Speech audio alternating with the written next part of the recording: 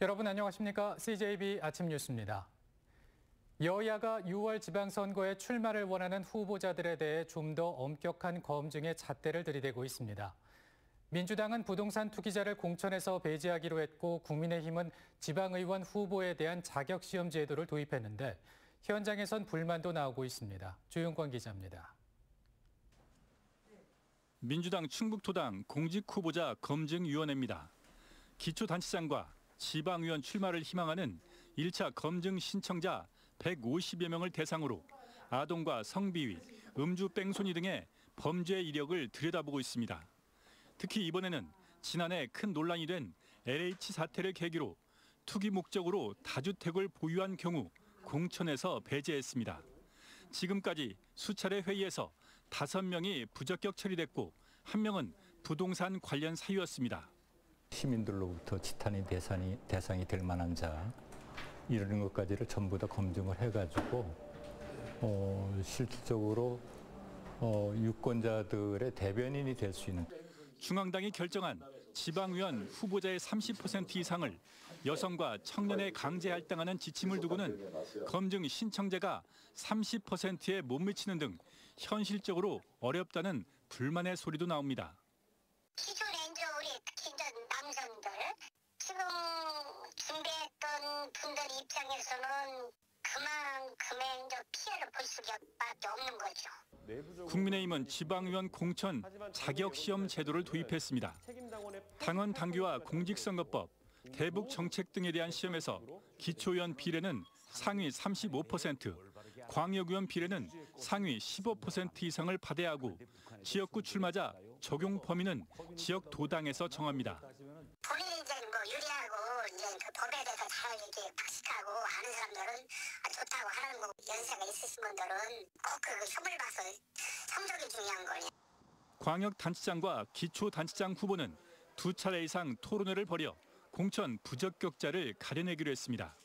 이번에 지방 정부라든지 또는 그 지방 의회를 구성할 때 좀 더 활력 있고 경쟁력 있는 인물들을 진출시키기 위한 목적이라고 이렇게 생각이 됩니다.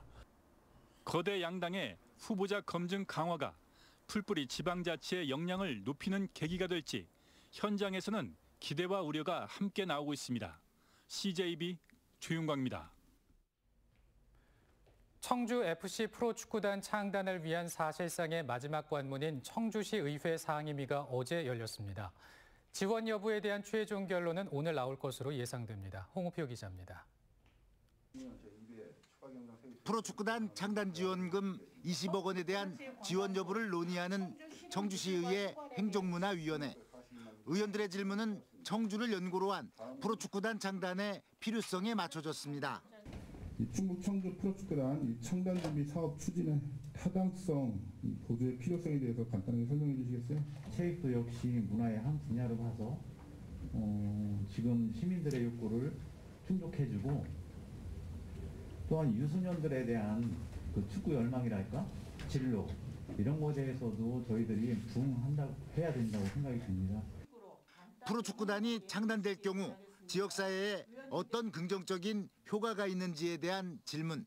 청주FC가 창단하면 과장님께서는 청주시에 어떤 변화가 있을 거라고 생각합니다. 고용 효과도 이제 한 300명에서 한 800명 정도 이렇게 누릴 수 있고요. 또한 여기서 오는 그 경제적 파급 효과가 일단 평가된 자료에 의하면 한 110억 정도? 지방정부의 지원을 받는 프로축구단이 자생력을 갖출 수 있겠냐는 회의적인 목소리도 있었습니다. 가장 큰 문제점은 단순하게 묵다간 거 아니에요. 행정의 부담이 크다. 이에 대해 청주시는 20억 원 이외에 더 이상의 지원은 없다고 못을 박았습니다. 프로축구단 창단에 대한 논의는 지난 2010년으로 거슬러 올라갑니다.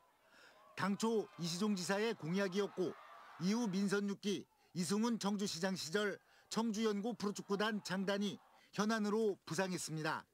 하지만 졸속 추진이라는 비난에 직면하면서 번번이 시의회의 문턱을 넘지 못해왔습니다. 그런데 이번에는 분명한 기류 변화가 있습니다. 해당 상임위에서 긍정적인 시그널이 나온 것입니다. 재정 부담에 대해서 좀 문서화해서 좀 협약을 좀 추진해 주시길 바라겠습니다. 지역을 대표할 수 있는 그런 명칭이 됐으면 좋겠습니다. 잘 되길 바랍니다. 네, 잘 진행이 되기를 바라는 마음입니다. 청주시의 상임위의 예산 지원 여부에 대한 결정은 오늘 나올 예정입니다. CJB 홍우표입니다. 세종시는 지난 2012년 출범 당시보다 인구가 3배 넘게 불어날 만큼 도시 규모가 커지고 있습니다. 하지만 늘어나는 차량을 감당하지 못하는 도로 상황 등 다양한 어려움을 겪고 있는데 세종시가 문제 해결을 위한 대책 마련에 나섰습니다. 김기수 기자입니다. 세종국책연구단지가 위치한 교차로입니다.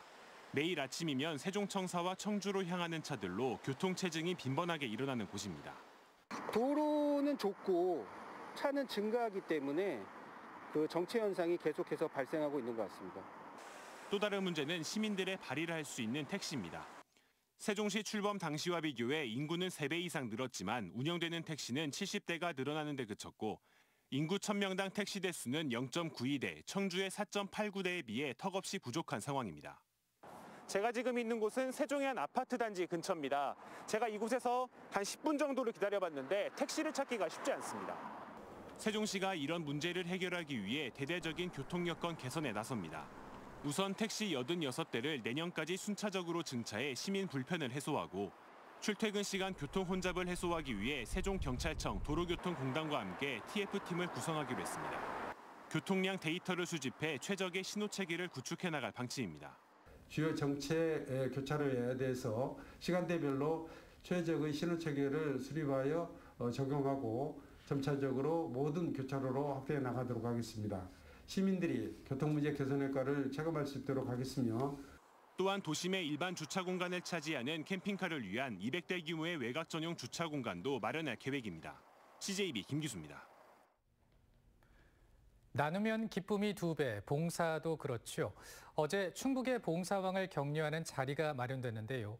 6회 충북 봉사대상 수상자를 만나보겠습니다. 안정훈 기자입니다. 홍도화 씨는 경력 40년이 넘는 베테랑 미용사입니다. 배고프고 가난한 시절 배웠던 홍 씨의 미용 기술은 어려운 이웃을 위한 나눔의 실천 수단입니다. 교도소 재소자를 위한 미용을 가르치고 요양원과 독거노인 무료급식 봉사까지 어느새 30년째 이어지고 있는 봉사의 삶입니다. 첫 봉사 감정이 지금도 마음에 느끼거든요. 마치 그 사랑하는 애인을 만난 것처럼 그런 설렘이었어요. 그 설렘으로 지금까지 앞으로도 계속 해나갈 것 같아요. 제6회 충북 봉사대상에서는 재난구호 자원봉사와 사회공헌 펀드 조성 등 다양한 방법으로 봉사를 실천한 숨은 봉사자들이 발굴됐습니다. 국내를 넘어 라오스와 미얀마 등 해외 아동들을 도와온 학생 봉사자도 있었습니다.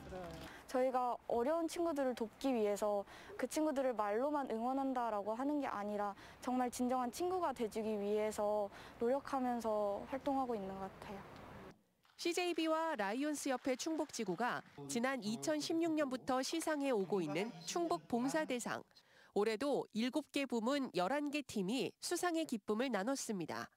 고급스러운 이런 봉사보다는 순수한 마음이 우선 많이 보이는 쪽을 택했습니다. 그래서 본인이 장애인임에도 불구하고 봉사를 많이 하는 분이라든가 저희들도 봉사단체지만은 더 신기일전해가지고서 더 불우한 이웃들을 위해서 지역사회에서 같이 봉사를 더욱 열심히 해야 된다고 생각합니다. 봉사자들의 선한 영향력이 충북의 나눔 문화를 더욱 활짝 꽃피우고 있습니다. CJB 안정은입니다. 충주시가 코로나19 장기화로 어려움을 겪는 종교시설과 문화예술인에게 재난지원금 200만 원을 지급하기로 했습니다. 종교시설의 경우 코로나19에 따른 집합 제한 시설이 대상으로 다음 달 8일까지 홈페이지나 가까운 행정복지센터에서 신청할 수 있습니다. 문화예술인은 충주에 주소를 두고 예술활동 증명 확인서 발급이 가능한 사람만 해당됩니다.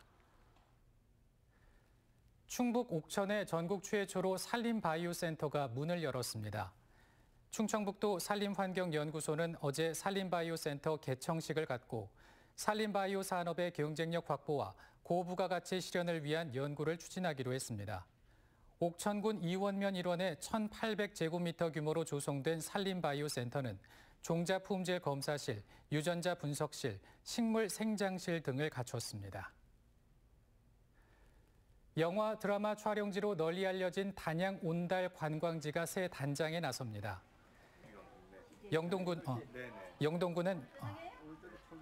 단양군은 내년까지 총 38억 원의 사업비를 투입해 세트장 32개 동의 보강 및 개축 공사를 완료할 계획입니다. 영동군이 사단법인 한국공공자치연구원이 주는 한국지방자치 경영대상 종합대상을 수상했습니다.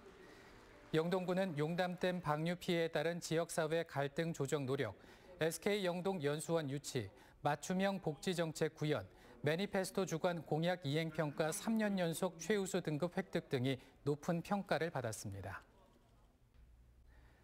이상으로 CJB 아침 뉴스를 마칩니다. 시청해주신 여러분 고맙습니다.